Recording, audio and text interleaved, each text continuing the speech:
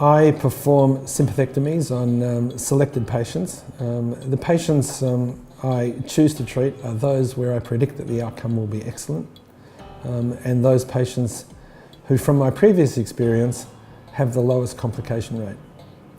Now, having studied patients I've performed sympathectomies on for the past 30 years, we've discovered that there are two groups of patients that do particularly well following sympathectomy.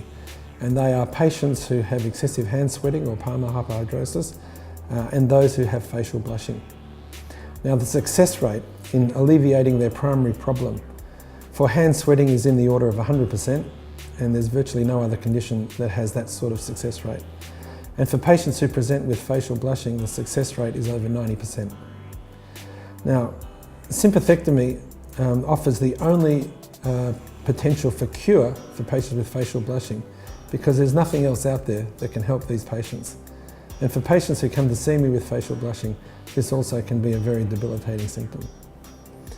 Now, the sympathectomy, the thing that makes the sympathectomy very attractive these days is that we perform it through what's called keyhole surgery, or using minimally invasive techniques.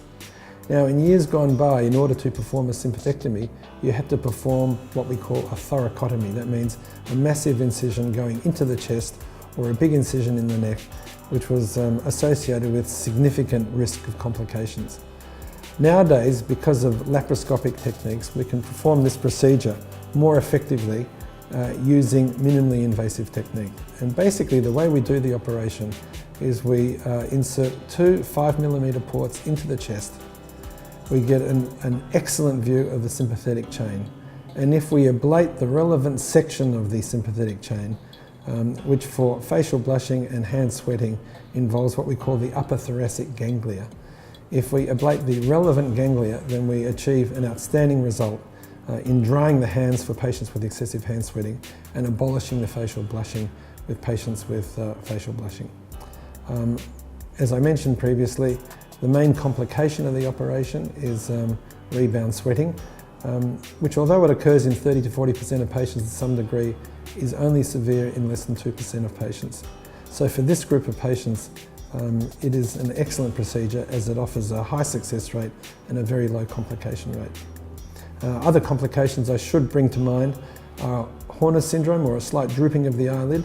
This is a well-documented complication. It will occur if the surgeon performing the procedure ablates the sympathetic chain too high, in other words, ablates what's called the stellate ganglion. The incidence of this complication is 1 in 1,000, but it's far more likely to occur in the hands of a surgeon who is inexperienced and not sure what level they're at. So if you're being treated by a surgeon who has significant experience in this procedure, it's a complication that should never occur. Although we've put the ports into the chest, and in that sense it's a relatively non-invasive procedure, you can still get chest discomfort following the procedure for a few days after the procedure, so I warn patients about this.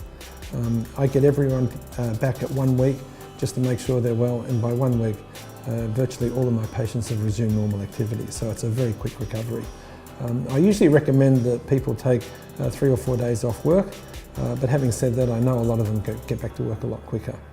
So the other advantage of the procedure is it's a very short hospital stay and a very quick recovery.